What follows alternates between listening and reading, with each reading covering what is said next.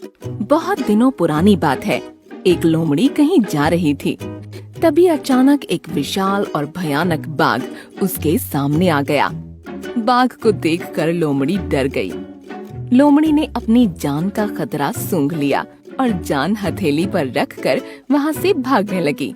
किंतु फुर्ती में वह बाघ से कम थी। थोड़ी ही देर में बाघ ने उसे दबोच लिया। लोमड़ी की जान पर बनाई, मौत उसके सामने थी। कोई और रास्ता न देख वह बाघ के सामने गिड़गिड़ाने लगी। किंतु बाघ पर उसके गिड़गिड़ाने का कोई असर नहीं हुआ। वह उसे मार डालने को तत्पर था।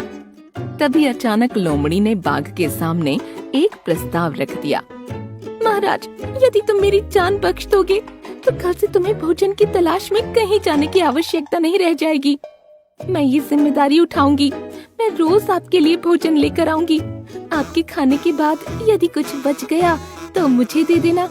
मैं उससे अपना पेट भर लूंगी। बाघ को बिना मेहनत किए रोज भोजन मिलने का यह प्रस्ताव जम गया। उसने इसे सहर्ष स्वीकार कर लिया, लेकिन साथ ही उसने लोमड़ी को आगाह भी किया कि धोखा देने का परिणाम भयंकर होगा। लेकिन तुमने मुझे धोखा दिया तो तुम्हारी खैर नहीं, समझी? लोमड़ी ने कसम खाई। महाराज, मैं कसम खाती हूँ कि किसी भी सूरत में अपना वादा निभाऊंगी। बाघ आश्वस्त हो गया। उस दिन के बाद से वह लोमड़ी द्वारा लाए भोजन पर जीने लगा।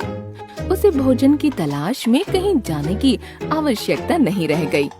वह दिन भर अपनी गुफा में लेटा रहता और लोमड़ी की प्रतीक्षा करता। लोमड़ी भी रोज समय पर उसे भोजन लाकर देती। इस तरह 1 महीना बीत गया। महीने भर बाघ कहीं नहीं गया। वह बस एक ही स्थान पर पड़ा रहा। एक जगह पड़े रहने और कोई भागा दौड़ी न करने से वह बहुत मोटा और भारी हो गया। एक दिन बाघ रोज की तरह लोमड़ी का रास्ता देख रहा था। उसे बहुत जोरों की भूख लगी थी, किंतु लोमड़ी थी कि आने का नाम ही नहीं ले रही थी। बहुत देर प्रतीक्षा करने के बाद भी जब लोमड़ी नहीं आई तो बेसब्र होकर बाघ लोमड़ी की खोज में निकल पड़ा। वह कुछ ही दूर पहुंचा था कि उसकी नजर लोमड़ी पर पड़ी। वो बड़े मजे से एक हिरन पर हाथ साफ कर रही थी। बाघ क्रोधित हो उठा और गुर्राते हुए लोमड़ी से बोला, धोखेबाज लोमड़ी, तुमने अपना वादा तोड़ दिया। अब अपनी जान की खैर मना। इतना कहकर वह लोमड़ी की ओर लपका। लोमड़ी पहले ही चौकस हो चुकी थी। वह फौरन अपनी जान बचाने वहां से भागी।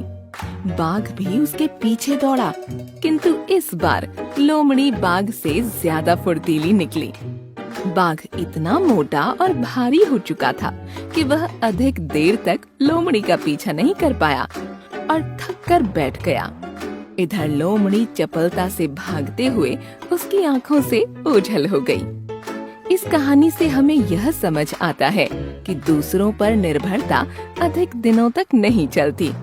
यह हमें कामचोर और कमजोर बना देती है।